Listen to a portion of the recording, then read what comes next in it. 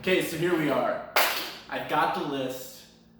I am going to teach you guys how to get an apartment as a felon, as somebody with bad credit.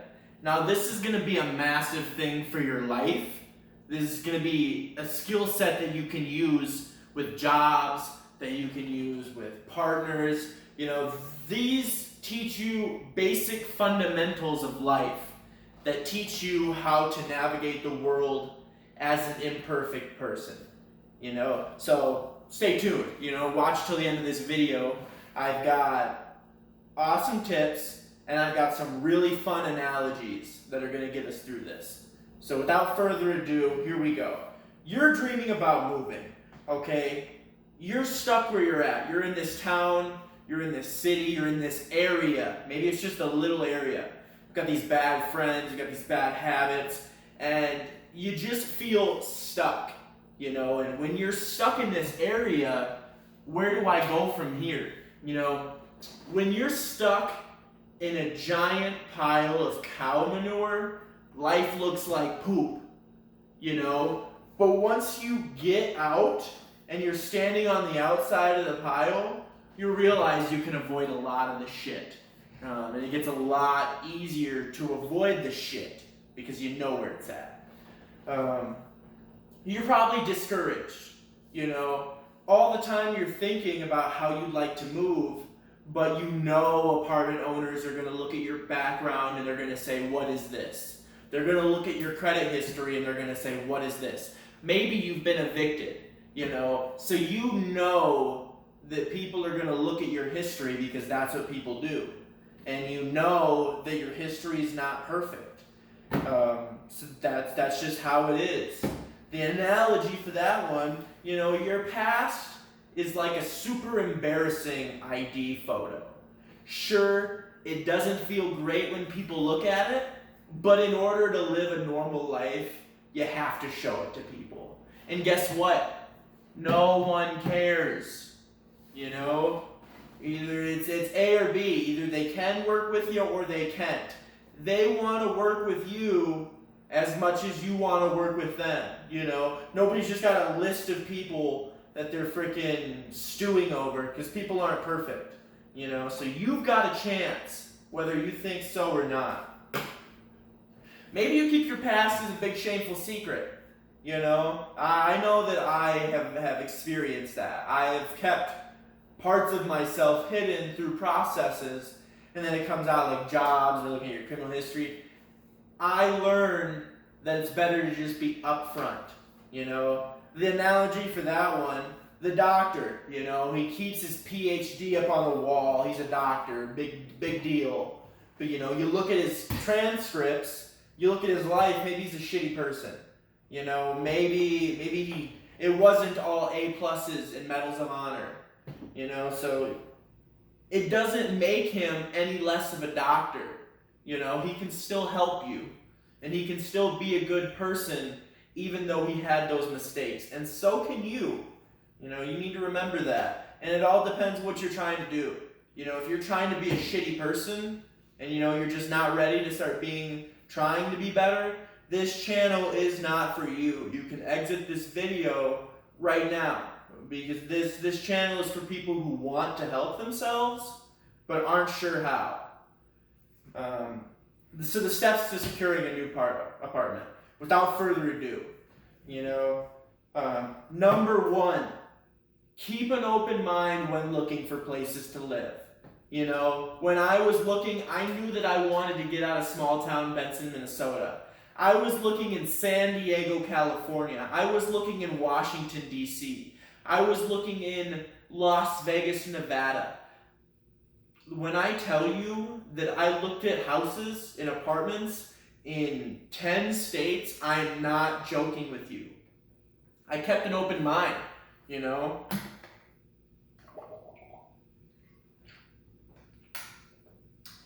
I just knew I needed to get out. And where I went wasn't so much of a big deal as the fact that I needed to get out. And you'll find that no matter where you're looking, you always end up where you're supposed to be. Like, you're not going to make a bad move. You know, the universe will take good care of you. You'll go where you're supposed to be.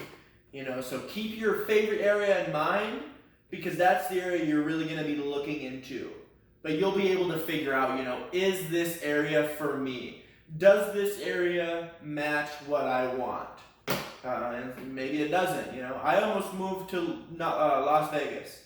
It was so close. I was Denver, Las Vegas, but I lean towards Denver, you know, and I'm not even sure why. The climate's slightly different. I've been here before. I've been to Vegas too, I guess, but this is just where I ended up being, you know, and that goes from housing, that goes from vibe, you know. This place still has some grass, which is nice. So keep an open mind. Research your options and build connections. So what this means is, once you start zoning in on a spot, you need to start looking at, okay, what are my options? You know, and you'll have, if you've watched my other videos, you'll go over your toolkit. You know, this is what I can afford, you know, and I'm prepared for this. So look at your options. You know, can you go an apartment? Do you need a house?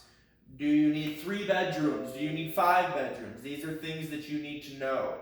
So you need to research your options, number one, and then build connections. You need to start setting feelers. And for researching your options, I'd recommend Zillow. Another good thing for me is, like, I joined a Facebook group here in Denver for housing opportunities. And I was like, yo, guess what? I'm a felon. I am a criminal, but I need a place to live. And I'm a good guy. You know, I'm here to do good by people. And I got a lot of awesome people reaching out to me, wanting me to live at their places. And I actually didn't go with any of them. I got my own place because I was able to. But I had the option on the back burner of moving into somebody else's house and renting a room, if need be. So you contact people and start talking to them. You know, this is who I am. This is who I'm becoming. And I need to make this work. And, you know, this is what I have to make it work. I need to move in for less than this. You can text these people. You can email these people. What you should do, and it's painstaking, I know, get on the phone and call them. Get on the phone and you know, have a conversation with them. And I know it's nerve-wracking. Nobody wants to call people anymore. But call them and find out how they're feeling, what they think about what's going on. And you'll know really quick, you know, and build a connection. Ask about them. See if you can get them to talk about themselves. Just go back and forth a little bit, you know. Build some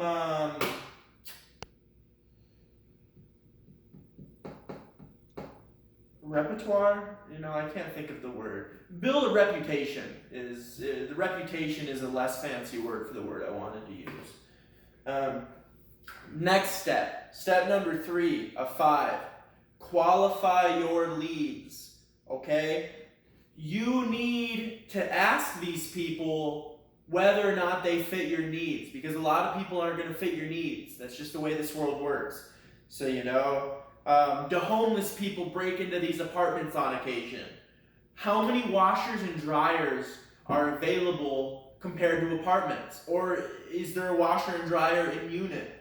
You know, that's a big thing. Will they allow the 80-pound beast that you call a dog? You know, will they allow it in there? Maybe they won't. Will they allow your friend's 15-foot python? You know, that's another one. Then you get down, you know, I am a felon.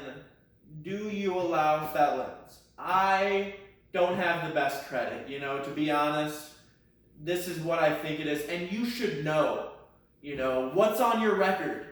What is your credit score? You should know these things. And the information's available to you if you want it.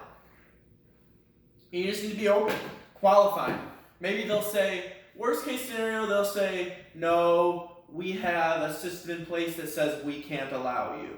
You know, there's nobody that's going to manually review you. You're going to go through a little system and it's going to say nope, and you're booted. Good. Bye. I'm not going to rent from you. I'm going to go find other people who I can rent from. And you need to manage like 2, 3 leads at a time. You don't need to pile leads on. You're like, oh, I had such a great day, I have 10 leads. Garbage. With 10 leads, you're not going to be able to maintain the back and forth required to keep you on that person's mind. But if you only have 1 lead, then you're dead focused on one thing, and when it doesn't work out, you're going to be crashed and burned. And you just wasted 3 days because you had to wait and find out. So 2 to 3 qualified leads that you've ran through this process and asked your questions. And most of them are going to say, maybe. You know, submit an application, maybe you got to pay 15, 20, 35 bucks. That's your discretion. But you should be willing to do it, you know. When I was talked to by somebody, I was in a group meeting one time, and there was a guy talking to us about how to get an apartment as a felon. And he said, stay away from application fees. Guess what? Every place in the city has an application fee. And it's very unlikely that they don't. You know, a lot of places are going to ask you for a $350 deposit. No. If it's non-refundable, don't put that crap on the line because they'll happily take your money. You know, if they're well qualified and they say, we can get you in the door, maybe. But when it comes to 15, 30 bucks, screw it. Kick it out the door. I need an opportunity. 4th, you need to deal with rejection. You know, never expect it. Never go into the thing like, oh, you're not going to want me. I'm a felon. Sorry for wasting your time. I'm such a pathetic excuse for it. Shut up. You know, if rejection comes, okay. You know, it hurts. It's a kick in the nuts. It's a kick right in my shin on my desk. But you can't expect it because then you go into every opportunity expecting the worst. And you need to expect for things to work out in your favor. Always. You know? So maybe they don't take you. Don't get mad.